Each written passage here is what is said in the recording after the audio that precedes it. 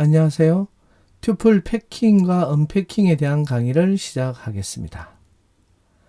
튜플은 여러 객체를 하나의 변수에 할당할 수가 있습니다. 이는 마치 한 개의 박스 안에다가 여러 개의 항목을 집어넣는 것과 같습니다. 이것을 튜플 패킹이라 부릅니다. 튜플 패킹은 콤마로 분리되어져 있는 우변의 여러 개의 객체, 즉 값들을요, 좌변에 있는 하나의 변수에 넣는 것을 말합니다. 형식은 여기 화면에 있는 두 가지 방법을 사용할 수 있는데요.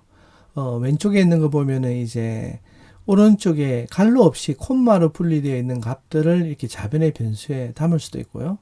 또는 좀 더 명확하게 이렇게 괄호로 묶어서 그리고는 안에 있는 내용을 콤마로 분리해서 좌변에 있는 변수에 할당을 이렇게 할 수가 있습니다. 그리고 요 아래 이제 화면에 있는 예시 코드를 보면요. 우변에 4개의 객체가 있죠. 요 4개의 값들을 보면은 첫 번째가 실수고요. 두 번째가 리스트고 세 번째가 문자열. 그리고 마지막에 있는 게 튜플입니다. 이렇게 있는 4개의 객체를 갖다가 좌변의 변수 t로 이제 패킹을 했습니다. 이렇게 되면요. 자료형을 한번 확인해 보면은 이렇게 튜플로 되어 있습니다. 즉 좌변의 변수가 이제 튜플형으로 되었고요. 변수 t가 가지고 있는 값을 이렇게 확인을 해보면은 4개의 값을 변수 하나가 담고 있는 이런 형식으로 되어 있고 갈로도 닫혀져 있죠. 근데 사실 이건 우리가 이미 좀 보지 않았나요? 이거 사실 우리가 처음에 튜플을 만들 때 하는 방식과 같습니다. 괄호를 이제 하고 튜플을 만들 수도 있고 괄호를 하지 않고 튜플을 만들 수도 있는데 여기 두 번째 T2에 있는 것처럼 괄호를 하지 않고 만든 게 왼쪽에 있는 것과 같죠. 그렇기 때문에 사실 튜플 생성이나 이렇게 튜플 패킹은 거의 같다고 보시면 됩니다. 의미상 조금 이제 다를 수는 있지만 결국은 이것도 같은 말이다. 이렇게 보시면 되겠고요. 여기 이제 앞 페이지에서는 이제 콤마로 이제 분리되어 있는 객체를 갖다 하나의 변수에다가 이제 튜플 자료용으로 묶어서 담는다고 해서 튜플 패킹을 했는데요. 반대의 경우는 이제 튜플 언패킹이라 부릅니다. 튜플 언패킹은 튜플 패킹과 반대로 우변에 패킹된 튜플 변수에서 여러 개의 값을 좌변으로 꺼내오는 과정을 말합니다. 이는 마치 박스에 들어있는 여러 개의 항목을 꺼내는 것과 같습니다. 튜플 언패킹을 할 경우에는요. 좌변의 변수 수와 우변의 튜플 길이가 같아야 됩니다. 튜플 언패킹의 형식도 튜플 패킹과 마찬가지로 두 가지 방법을 할 수가 있는데요. 여기 위에 있는 왼쪽에처럼요. 갈로 없이 콤마로 분리해서 이렇게 받는 방식이 있고요. 또 오른쪽처럼 갈로로 이제 좌변에 있는 변수들을 묶었죠. 그리고 나서 이제 우변에 있는 변수의 t의 값을 이렇게 받을 수가 있습니다. 본인이 이제 편한 쪽으로 사용하면 되는데요. 주로 많이 사용하는 것은 이제 왼쪽에 있는 그런 형식입니다. 그러면은 여기 이제 화면에 있는 이제 오른쪽에 있는 코드 예시를 갖다가 한번 볼까요? 여기 보면요. 튜플 패킹으로 만들었죠. 일단 t를 갖다가 튜플 패킹, 즉 튜플을 하나 생성을 했습니다. 그래서 t는 4개의 값을 가지고 있죠. 이제 실수와 리스트, 그리고 문자열, 튜플 이렇게 가지고 있습니다. 이렇게 가지고 있는 튜플 패킹으로 만든 이 변수 t에 들어있는 이제 값들을 좌변의 변수 a, b, c, d로 이제 언패킹을 한번 해보겠습니다. 이렇게 언패킹한 결과요. a에는 이제 3.14가 들어있고 b에는 리스트가 있죠. 리스트 안에 이제 5와 마이너스 3이 들어있습니다. 그리고 c는 문자열 그린이 들어있고요. 그리고는 이제 마지막에는 d에는 뭡니까? 튜플로 이 튜플 안에는 문자열 들음과 기타가 이렇게 들어 있습니다. 이처럼 튜플 언패킹은 결국 튜플을 여러 변수로 한 번에 할당하는 것이라고 할 수 있겠습니다. 튜플 언패킹은 사실상 튜플 할당과 유사한데요. 그 차이점을 보면은 튜플 할당의 경우에는 우변의 객체 수가 좌변의 변수 수와 일치해야 하지만 튜플 언패킹은 우변의 객체가 튜플 객체의 그 자체이기 때문에요. 좌변의 변수 개수와 같지는 않지만은 사실상 그 우변의 튜플 변수가 가지고 있는 객체 수가 좌변의 변수와 일치하면 됩니다.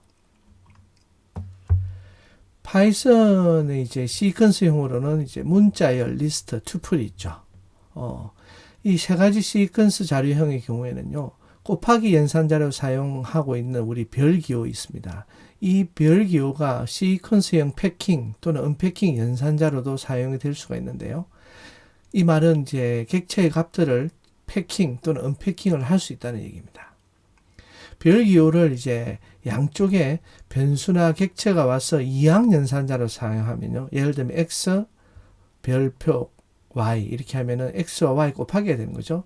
이처럼 곱하기 연산자로 사용이 되지만요. 변수 바로 앞에 붙여서 단항 연산자로 사용하면요. 예를 들면 별표 x 이런 식으로 하게 되면은 시퀀스형 패킹 또는 언패킹 연산자로 사용할 수 있습니다. 이건 어떤 용도에서 사용하느냐에 따라서 패킹이 될 수도 있고 언패킹이 될 수도 있다는 뜻입니다. 여기서는 이제 시퀀스형 패킹만 다루고요. 나중에 이제 함수를 이제 학습할 때 별 기호가 시퀀스형 언패킹 연산자로도 사용되는 방식에 대해서 언패킹 연산자에 대한 방식은 그때 상세히 설명을 하도록 하고요. 여기서는 패킹하는 방식만 설명을 드리겠습니다. 별 부호를 시퀀스형 패킹 연산자로 사용하려면요. 여기 화면에 나와 있는 형식처럼요. 대인문의 자변 변수 중에 한 변수 바로 앞에 별표를 붙여서 사용하면은 바로 시퀀스형 패킹 연산자가 됩니다. 이때 자변의 변수는요, 항상 2개 이상이어야 됩니다. 하나면 안 되고 2개 이상이어야 합니다. 그리고 별 기호가 앞에 붙어 있는 여기서는 뭐 y 변수죠. 이 y는 자변의 맨 뒤나 앞 또는 중간 어디에 와도 상관이 없습니다. 즉 별의 위치는 자변에 있는 변수에 어디에 붙어도 상관이 없다는 뜻입니다. 그리고 우변의 값들, 우변에 있는 변수나 객체들은 자변에 있는 변수에 이제 할당을 할 때요. 우변의 객체 수가 자변의 변수의 수보다 많으면요. 우변의 객체를 순서대로 자변의 변수에 대입을 하는데 이때 우변에 남은 나머지 객체 모두를 별 기호 표시가 있는 변수인 여기서 이제 y에 리스트 자료형으로 대입을 합니다. 그래서 리스트 자료형으로 대입이 된다는 것도 꼭 기억하셔야 됩니다. 여기서 말하는 우변에 남은 객체라는 것은요. 자변의 별 기호가 앞에 붙어 있는 변수가 어디에 있는지에 따라서 그 정의가 달라집니다. 이것은 예를 통해서 한번 살펴보도록 하겠습니다. 예를 보면 이제 사실은 훨씬 더 설명보다는 이해하기 쉬울 건데요. 먼저 시퀀스형 패킹 연산자인 별 기호가 자변에 있는 변수 3개가 있죠. x, y, z 이렇게 3개가 있는데 그 중에서도 마지막 변수인 z의 단항 연산자로 온 경우를 한번 보겠습니다. 이 경우 우변의 객체들이 차례로 왼쪽 변수에 대입이 되고요. 남은 객체들이 모두 자변의 마지막 변수인 z로 패킹이 됩니다. 결과를 확인해 보겠습니다. x에는 어떤 값이 들어있을까요? 우변의 가장 왼쪽에 있는 실수 3.14가 들어있습니다. 그리고 y는 차례로 들어오기 때문에 리스트가 있겠죠. 이렇게 해서 리스트 5와 3이 있고요. 나머지는 이제 g에 들어가 있습니다. 근데 g에 어떤 형식으로 들어가 있느냐가 중요하겠죠. 제가 아까 뭐라고 했습니까? 리스트 형식으로 들어가 있다 했죠. 그래서 나머지 여기 2개의 값이죠. 문자열 그림과 투플 이 2개의 값이 g의 리스트로 들어가 있습니다. 리스트 들어간다는 점 다시 한번 말씀을 드립니다. 이번에는 시퀀스형 이제 패킹 연산자의 별 기호가 자변의 첫 번째 변수인 x의 단항 연산자로 온 경우를 한번 보겠습니다. 이 경우에는요, 자변의 마지막 변수에 우변의 마지막 객체가 대입되는 순서로 진행한 후에 남은 객체들이 모두 자변의 첫 번째 변수 x로 패킹이 됩니다. 무슨 말인지 아시겠죠?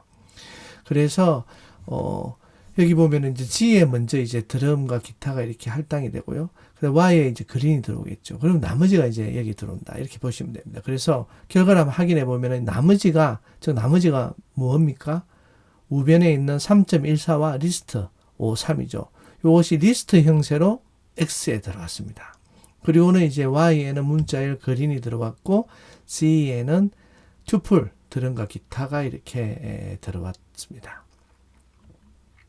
마지막 예로 시퀀스형 패킹 연산자의 별 기호가 좌변의 양쪽 끝이 아닌 가운데 있는 Y의 단항 연산자로 온 경우를 한번 살펴보겠습니다.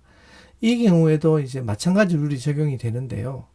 패킹 연산자를 가지고 있는 변수 y가 가운데 위치해 있기 때문에 우변의 객체도 마찬가지로 양쪽부터 자변에 대응하는 변수로 먼저 대입이 되고요. 나머지 객체들이 모두 변수 y로 패킹이 됩니다. 즉 이 말은 뭐냐 하면은 x에는 우변에 있는 가장 왼쪽에 있는 3.14가 들어갈 거고요. 그리고 z에는 이제 우변에 있는 오른쪽 끝에 있는 드럼과 기타가 들어가 있죠. 투플이.